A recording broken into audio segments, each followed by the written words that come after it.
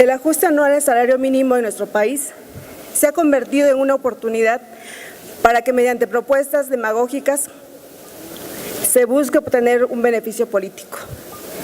En el Partido Verde manifestamos nuestro desacuerdo con la presente proposición, pues plantea de modo irresponsable un incremento arbitrario al monto del salario mínimo general, sin considerar las consecuencias que ello podría acarrear. Cabe aclarar que estamos totalmente a favor de que el salario mínimo garantice las condiciones esenciales de existencia para quienes lo perciben. Sin embargo, para que ello realmente suceda, se debe cuidar que no se desestabilicen otras variables que pudieran provocar un efecto contrario al deseado. Para proponer un incremento al salario mínimo, bajo principios de prudencia y conscientes del panorama económico en que nos encontramos, se requiere tener presentes los fundamentos técnicos que nos permitan comprender el alcance de una propuesta como la que aquí se expone. En primer lugar, sería bueno hacer un poco de memoria. En los últimos años, gracias a las reformas aprobadas en materia económica, se ha logrado la desvinculación del salario mínimo como unidad básica para estimar obligaciones, multas, créditos y toda una serie de conceptos relacionados. Con ello, se logró reducir su influencia como agente determinante de la inflación, situación que durante muchos años justificó que tuviera incrementos ínfimos.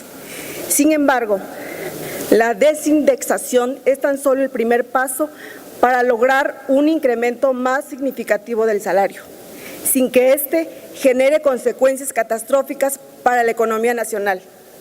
En la actual administración, el salario mínimo ha pasado de 60 pesos diarios a poco más de 80, que equivale a una recuperación del salario real en un 20% y de un 45% en términos nominales, situación que no ocurría desde hace más de 30 años.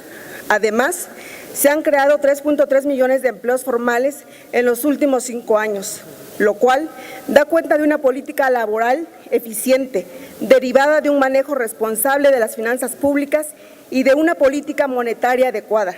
En segundo lugar, debemos tomar en cuenta que la productividad es un componente primordial a considerar cuando se habla de un incremento al salario mínimo, puesto que no puede existir un aumento en la masa salarial si no va acompañado de un incremento proporcional en la productividad. Hablamos pues del salario real, que habrá de entenderse como aquel que determina la cantidad de bienes y servicios que se puede adquirir con un ingreso determinado. Si existe un incremento en la productividad, los costos de los bienes y servicios experimentan una reducción y, por lo tanto, también en sus precios finales. De esta forma, ante la reducción de los precios con el ingreso de los trabajadores, se podrá adquirir mayores cantidades de bienes y servicios en el mercado. La vía antes expuesta es la que debemos seguir para el incremento en el salario mínimo, fortaleciendo su poder adquisitivo y no solamente promoviendo su aumento en términos nominales. De esta forma, si bien el salario mínimo ya no es una determinante de la inflación, una elevación del mismo fuera de toda racionalidad y sustento económico traería como consecuencia el incremento injustificado de los costos de producción de los bienes finales, su consecuente incremento por parte de productores y vendedores, que derivaría en una alza generalizada de los precios que terminaría por neutralizar el incremento antes dado. Bajo dicha lógica, aprobar aumentos arbitrarios al salario mínimo sería insuficiente y terminaría por no cumplir con su objetivo primario. De tal suerte, no había incremento al salario mínimo que alcanzara para cubrir las necesidades de las familias mexicanas que lo perciben. Diputado. Permítame, termino, presidente. Por lo anterior, votaremos en contra de este punto de acuerdo de urgente y obvia resolución, porque estamos convencidos que no promueve un incremento del salario mínimo capaz de mantener la estabilidad económica de nuestro país.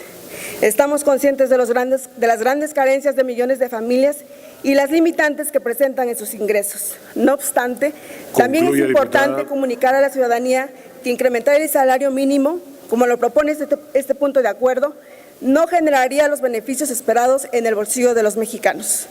Por ello, proponemos que dicho incremento se realice con base en estudios que nos permitan determinar su alcance y tomando en cuenta la opinión de todos los actores involucrados en su determinación. Es cuanto, presidente.